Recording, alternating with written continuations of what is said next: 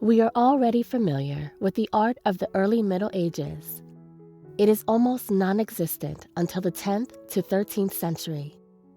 But then the art begins to develop. What we were introduced to in the previous 3 lectures. So, wooden and stone sculpture, but not round. We can't look at it from the back. Fine church utensils. Fine examples of book illustration. The first tapestries. Gothic architecture and stained glass. But this is not enough for us. Our soul asks for pictures. Byzantine canons in painting leave an oppressive impression, and rightly so. Why you come to church? Feel sorrow and pain. Feel the worthlessness of your life, and think about your soul.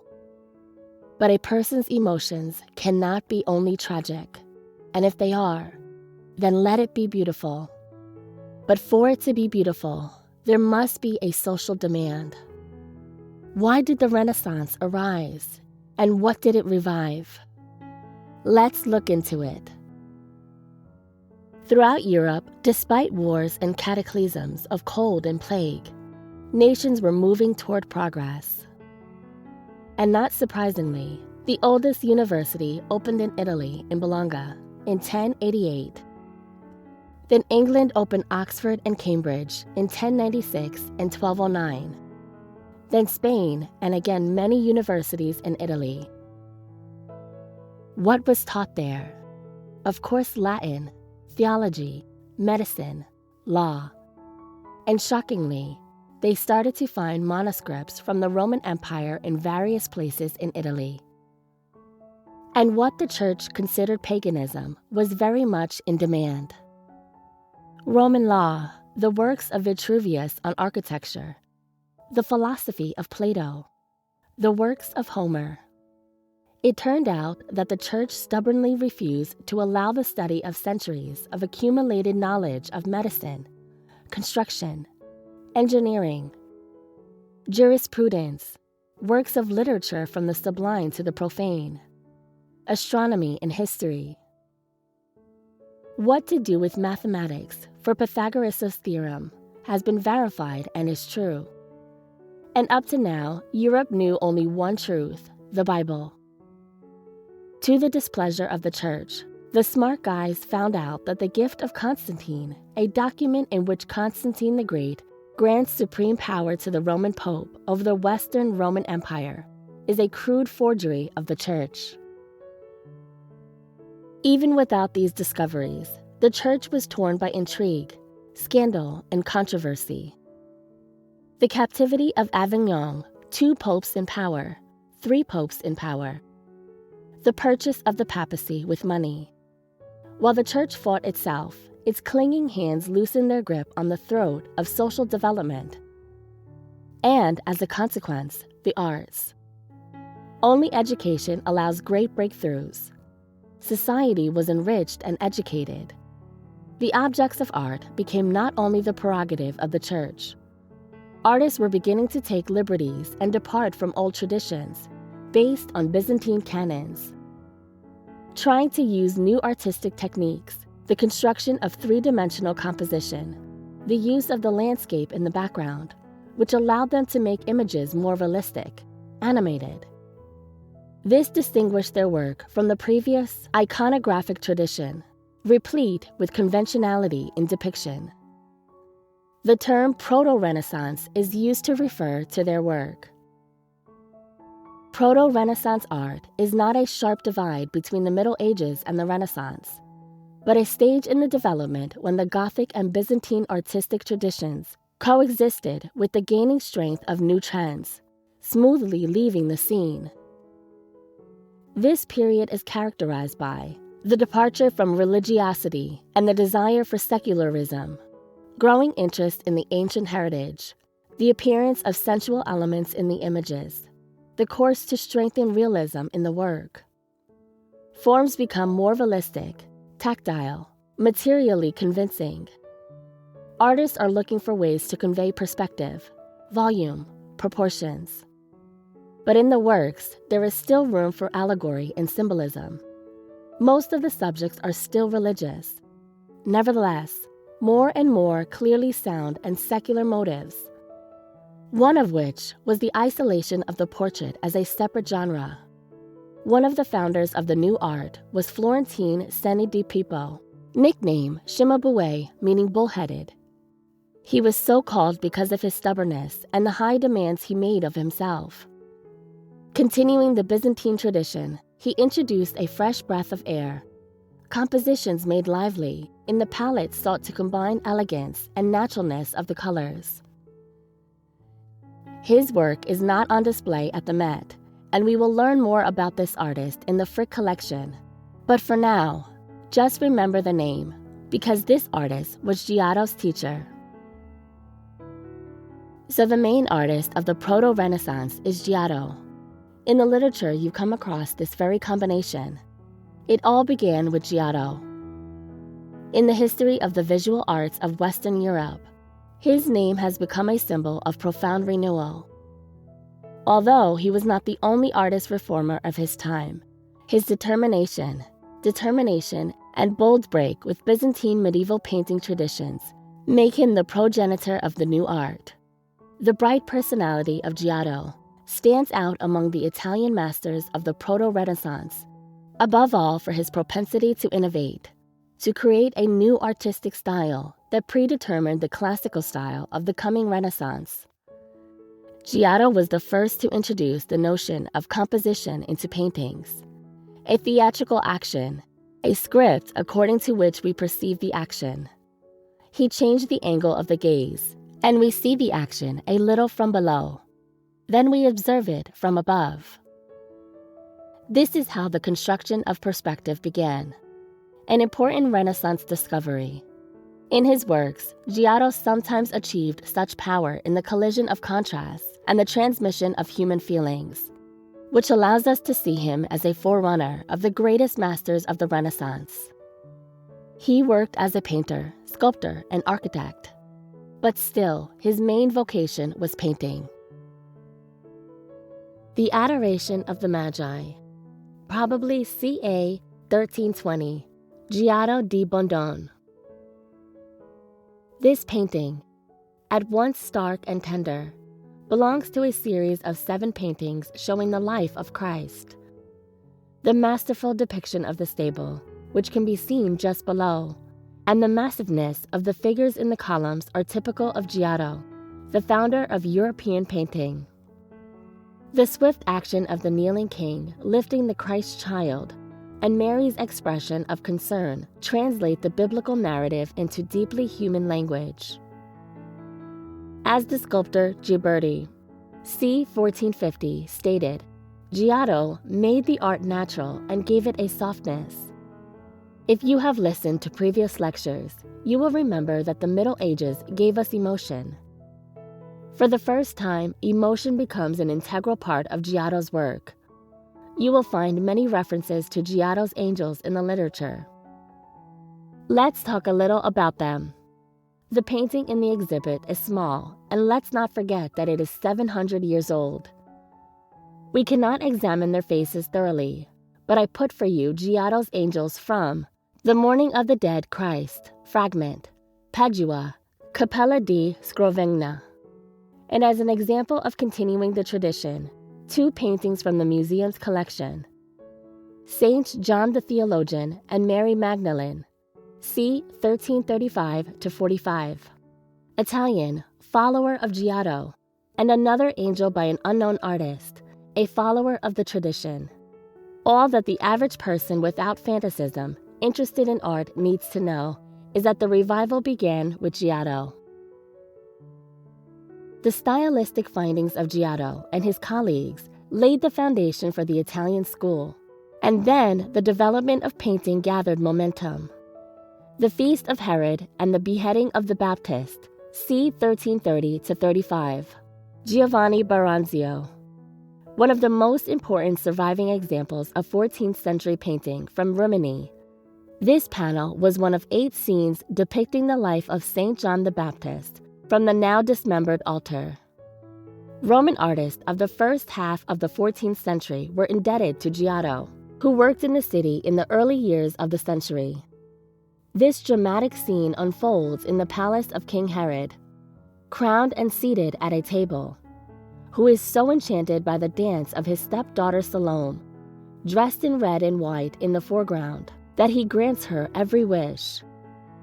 At the instigation of her mother, Queen Herodias, Salome asks for the head of Saint John the Baptist, which she presents to her on a platter. Queen Herodias was taking revenge on Saint John for criticizing Herod's marriage to his brother's wife. Looking at the canvas, we see how the artist is trying to build the perspective of the architectural forms. The figures at the table are huge compared to the participants in the scene in the foreground and still flat. But the relative static nature of the characters at the table is contrasted with the theatrical action in the foreground. So the artist is trying to convey the movement from the dance of Salome to the beheading of John. The panel is in the Lehman Pavilion and is one of a series of 8 scenes that may have been flanked by the Madonna and Child. If we consider late medieval art as the Bible for the poor, the visualization of the story of Christ's life begins with the good news. In the halls of European art, we find many works depicting the Annunciation. In paintings from different centuries, Mary and the Archangel were depicted in different poses, interiors, and using different symbols. And that's not even the main point. More important is how the feelings of the depicted characters changed over time in the paintings. In medieval and Renaissance painting, the Virgin represents humility and purity, while in the late Renaissance and Baroque art, she experienced surprise and consternation. The Archangel Gabriel in the 12th and 14th centuries revertedly freezes before Mary. Consider a few examples. Medieval annunciations are rarely without 2 attributes: flowers, most often lilies. Botticelli placed a flower in the hands of the Archangel.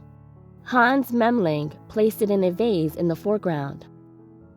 The Annunciation triptych, Altar of Merode, of the Cloisters Museum, has a vase with a lily on the table. Another attribute of the paintings is the book Mary is reading.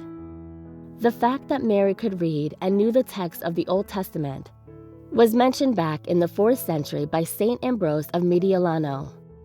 Since then, Mary meets the Archangel for reading more and more often, and by the 13th century, the book becomes a permanent feature of the Western European Annunciation. Another attribute, the ray of light, is associated with the presence of the Holy Spirit, which was later supplemented by the image of a dove. Sometimes it is difficult to decipher the Dutch paintings of the 15th century by choosing a particular meaning of this or that object. For example, the Virgin's bench may symbolize Solomon's throne, or perhaps such furniture was in vogue in those years. In Botticelli's work, the action takes place in an aesthetic room, perhaps a cell, while the paintings of the Dutch masters the action often takes place in an ordinary residential interior. Mary is surrounded by everyday objects, a jug or basin of water, a towel. And only the connoisseur knows that they all symbolize her purity. The viewer, far from science, will see everyday life close to him, and Mary, a person like him. In the canonical depiction, the Archangel cannot be portrayed in the same plane as Mary. Although he is an archangel, he is a man. The actors were separated by an architectural boundary. In later works, it no longer exists. Artists often depict the Archangel kneeling before Mary. Because of this, the angelic greeting, "Hail Grace, the Lord is with you," highlights what is hidden beneath the words, God's deepest love for Mary. The next stage in the development of the events of Christ's life is the birth. The Proto-Evangelium of James, probably written in the 2nd century, and the Gospel of Pseudo-Matthew, probably composed in the 7th century, are the most detailed accounts of the Nativity. They tell us that Christ was born in a cave, that the child, lying in a manger, was first worshipped by animals, a donkey, and an ox, that there were 3 wise men, and that the miracle of the Immaculate Conception of Mary was confirmed by 2 midwives. These plots directly influenced the way the Nativity was depicted in the main centers of early Christian art formation. The many symbolic details help unravel the author's intent. When the Emperor of the Roman Empire, Augustus, announced a general census, its inhabitants went to the cities where they had been born. Among them were Joseph and Mary. They went to Bethlehem, but there was no room in the inn, so they had to spend the night in some cattle shed. It was there that Jesus was born. Mary swaddled the baby and put him in a manger. At that time, the angels appeared to the shepherds, announcing the birth of the Son of God, and the star showed the Magi the way to the manger of the King of the Jews. In the original version, the cave or stable is depicted in semi-darkness, while the figures gathered around the manger appear in rays of light. We see this clearly in the painting, The Nativity, c. 1433-34. Attributed to Zanobi Strozzi, the light effects highlight the images of the child and the angels. Not only do the beasts associate with the modesty and simplicity of Jesus' early days, their appearance was a confirmation of the words of the prophet Isaiah. The 2 parents kneel before the child, their gestures reminiscent of the sacrifice. The child blesses the parents and the heavens with angels, hovering in a semicircle just above the manger, rejoicing at the arrival of the Messiah. In other subjects, the artist incorporates into the cave initial elements of architecture in the form of canopies and depicts Mary in a state of rest. Such a subject we have seen in a painting by Giotto. Andrea Mantegna's painting, The Adoration of the Shepherds, 1450, is very colorful and theatrical. The painting is in the style of Dutch painting, but at the same time very Italian. Lots of carefully drawn details and colorfulness. And while the sleeping Joseph is absolutely static, the shepherds and the couple in the background are clearly in motion, which gives the whole picture a wonderful scenic effect. In another painting by a recognized Dutch master, painted much later Walk, 1475, The Adoration of the Magi, by Hieronymus Bosch, the figures look more wooden. The work is early, and we do not encounter here the surreal passions of the author's later paintings that follow. Curtain angels may refer to us to the theatricality and influence of the religious plays staged in Bosch's hometown, Hertogenbosch. By the end of the 15th century, the 3 wise men were clearly differentiated to represent their different regional origins. The Black King stands out and is elaborately dressed with a crowned feather fez, a gold collar, and a belt with a suspended Turkish falchion, and a jeweled hand shield. But shepherds trying to warm themselves by the fire under the wall through the window is a mystery to me, and I will not be clever on the subject. In the Christian tradition, the Madonna holding the child is the central subject in both Byzantine iconography and Italian Renaissance painting, and the image of the Virgin Mary is at the center of the salvation narrative. In addition to their exceptional artistic significance, the works make it clear that there are not only differences, but also deep similarities between the Western and Eastern Christian traditions. In my lectures on the Middle Ages, I discussed the tradition of the Byzantine canon and the distinctive Western development of art. In the halls of European painting, we can trace the influence of Byzantium and the subsequent movement toward development. Before us is one of the oldest icons in the collection, Madonna and Child, possible 1230s. This is one of 2 works by Berlinguero, the leading artist of the Tuscan city of Lucca. It follows the Byzantine type known as the Autogetria, showing the way, familiar from the icons that arrived in Italy after the fall of Constantinople in 1204. The Madonna points to Jesus as the way to salvation. Dressed as an ancient philosopher, he holds a scroll. A very different Madonna and Child, 1370s Paolo di Giovanni Fee. This independent panel depicting the Madonna nursing her child is among the masterpieces of the Proto-Renaissance in 14th century Sienese painting. It transforms the ordinary maternal activity into a symbol of devotion and is painted with Fee's particular sense of decorative richness and technical sophistication. The hands and feet of both Mary and the child acquire corporeality. The infant is drawn in motion and becomes more lively rather than iconic. The anatomy is still quite bad, but the mother's breasts are clearly out of place. But the movement toward development is very significant. Let us turn to the major innovator of the early Renaissance, Madonna with Child on Throne with Two Angels, ca. 1440. Fra Filippo, Lippi, a completely different image. The Virgin holds a rose as the bride of Christ and sits on the throne of wisdom. The scroll held by the angel reads, "Come to me, all who desire me, and be satiated with my fruit."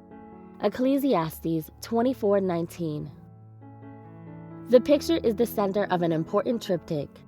Lippi was the most innovative painter in Italy and was attentive to Dutch painting. Notable here are his varied exploration of light and the active pose of the child, perhaps inspired by Donatello's sculpture. The throne on which the Madonna sits takes on perspective and volume, as does the architecture behind her. There is nothing flat in this image. The features of Mary and the child surely have specific prototypes. And here we can say that the Renaissance is rightly called a return to man. And then artists play with form, and in a painting by Giovanni Bellini of Madonna with Child and Saints, the image has volume, but goes into sculpture. If we step away from the color scheme and present the image in monochrome, we see a beautiful three-dimensional static sculptural image.